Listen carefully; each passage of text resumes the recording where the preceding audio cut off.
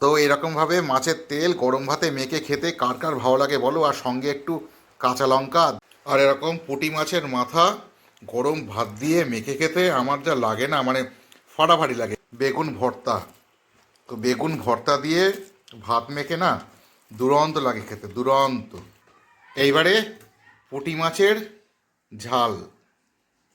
Hello friends, welcome to another fresh new blog. তো এখন বাজে বেলা 2:30। তো চান টান করে বিছানায় শুয়ে রয়েছি। আর সকালবেলার থেকে সেরকমভাবে কোথাও নড়িনি চড়িনি, একটু বাইরে ঘুরঘুর করেছি খানিকক্ষণ, আবার বাড়ি চলে এসেছি। তো আজকে তো আমার ছুটির দিন, তা কী করব। আর বাড়িতে আমি আর মা ছাড়া এই মুহূর্তে কেউ নেইও। মাও সকাল থেকে ব্যস্ত ছিল। তো ওই ঘুরে ফিরে শুয়ে বসে সময়টা কাটাচ্ছি। তো চান টান করে নিয়েছি, ওদিকে মা ভাত বাড়ছে। তো দুজন একসাথেই খেতে বসবো।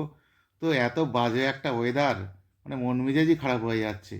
বিকেলে যে কোথাও একটু বেরোবো, একটা ছুটির দিন, কত মেলা চলছে চারিদিকে, একটু মেলায় টেলায় যাবো, তা মনে হচ্ছে না কিছুই হবে। কারণ এই বৃষ্টি মাথায় কোথায় বা বেরোবো, তাও ওই ঠান্ডার মধ্যে। ঠান্ডা বলতে খুব বেশি যে ঠান্ডা আছে তা বলবো না, মানে ঘরের মধ্যে তো নেই। এখন বাইরে সন্ধ্যেবেলা বেরোলে হয়তো ঠান্ডা লাগতেও পারে, তার উপরে যদি বৃষ্টি পড়ে, চূড়ান্ত বাজে ব্যাপার।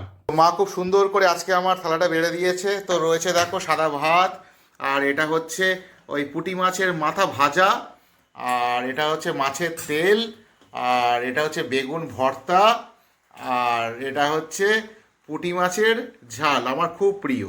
তো বাইরে এখন মোটামুটি বেশ ভালোই বৃষ্টি পড়ছে। তো এই ওয়েদারে একটু খিচুড়ি খেলে ভালো হতো, কিন্তু ওই যে বললাম, মা আজকে খিচুড়ি খেতে একদমই বারণ করলো, কারণ মার ইচ্ছা নেই। তো যাই হোক, মাছের তেল অনেক দিন পরে খাচ্ছি, আমার খুব ভালো লাগে। অনেকে তেলগুলো নেয় না, তো আমি আরও তেলগুলো চেয়ে চেয়ে নিই, মানে ওগুলো বেছে দিতে বলি। ওটা দিয়ে গরম ভাত মেখে যা লাগে না।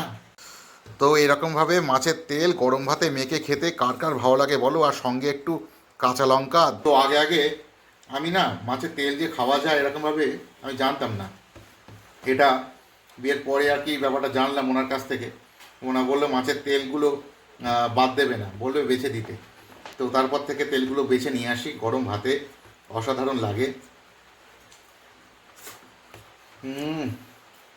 ফাটাফাটি। আর এরকম পুঁটি মাছের মাথা গরম ভাত দিয়ে মেখে খেতে আমার যা লাগে না, মানে ফাটাফাটি লাগে। ব্যাপার যেটা হচ্ছে, মা না ওই পুঁটি মাছ যখন রান্না করে মাথাটা মানে বাদ দিয়ে শুধু মাছটা রান্না করে, মাথাগুলো আলাদা করে ভাজে। কারণ মা বলে একসাথে করলে মাথাটা বড্ড খিচখিচে লাগে, ওই জন্য মাথাটা আলাদা করে ভাজা করে। মানে পুঁটি মাছের মাথা খাওয়া নাকি খুব ভালো, এতে নাকি চোখ ভালো থাকে, ইত্যাদি ইত্যাদি। তো মা আর আমি একসাথেই খেতে বলেছি, এই দেখো মাও খাচ্ছে, আমিও খাচ্ছি।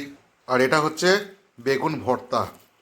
তো বেগুন ভর্তা দিয়ে ভাত মেখে না দুরন্ত লাগে খেতে, দুরন্ত। সাধারণত এই বেগুন ভর্তা করে না, আজকে দেখছি করেছে। করো না কেন মা? মাঝে মাঝে করো। এই বর্ষার দিনে মা একটু ইলিশ মাছ করলে না ভালো করতে, কারণ ইলিশটা তো বর্ষার সময় হয়। আর ইলিশ কিনেছি, আজকে আবার বর্ষা। তো কালকে যদি এরকম বর্ষা থাকে, তাহলে ইলিশ মাছ ভাপা করবে। গরম গরম ভাত দিয়ে ইলিশ মাছ ভাপা না অসাধারণ হয়ে খেতে। এইবারে পুঁটি মাছের ঝাল। এই পুঁটি মাছের ঝাল খেতে আমার এত অপূর্ব লাগে, কিন্তু মা একদম করতেই চায় না। মানে তার কারণ হলো, ছোটো ছোটো পুঁটি মাছগুলো না একদম কেটে দেয় না বাজার থেকে, ওই মার কাটতে হয়। ওই জন্য মা একদম নিয়ে আসতে বারণ করে। মা দেখো, আমার ব্লগ করছি বলে মা হাসছে, আর কি করা যাবে। তো একটু খাই। ফাটাফাটি ফাটাফাটি।